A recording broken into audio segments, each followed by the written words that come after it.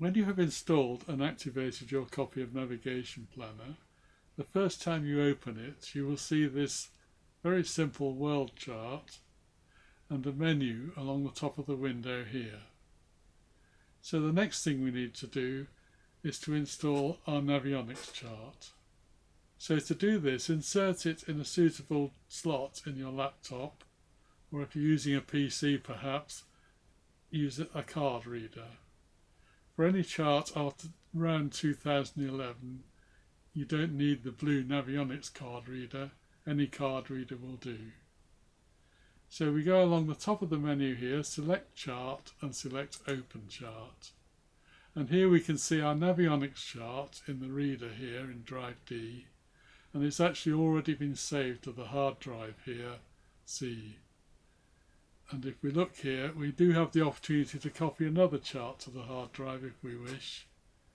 But here, these are the charts on the hard drive, and we can choose to load either the sonar charts if we have them, or the navigation chart.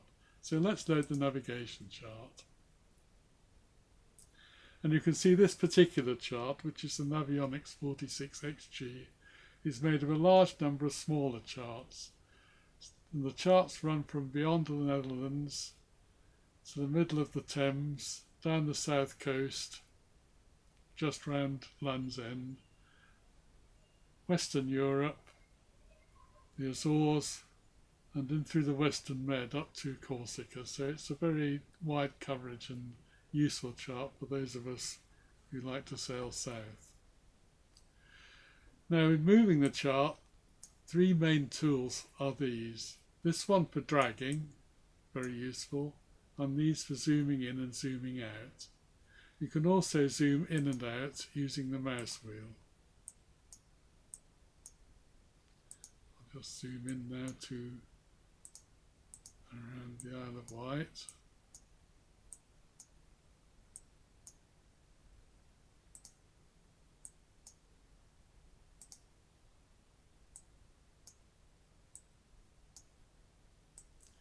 One thing to consider with these charts is that Navionics charts are actually vector charts.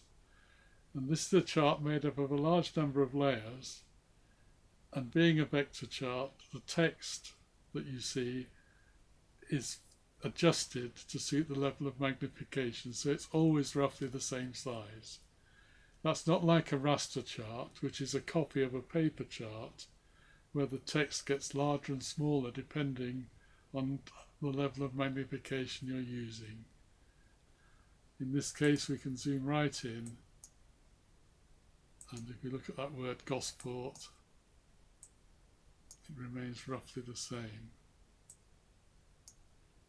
Let's just zoom out slightly here.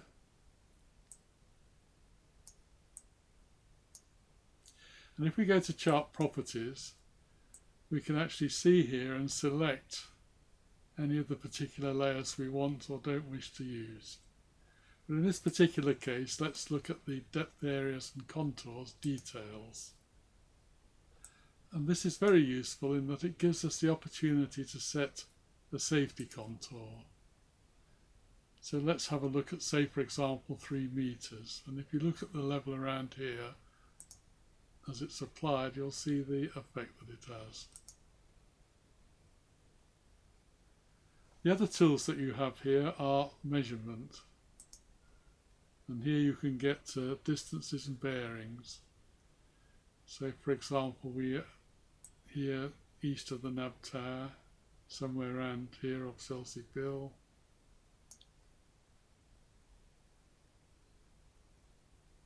We can see the bearing is 122 degrees, and it calculates the reciprocal, and the distance is 7.9 nautical miles. We can choose to leave the line on the chart or take it off when we've made our measurement. We also have the option of moving to a specified position.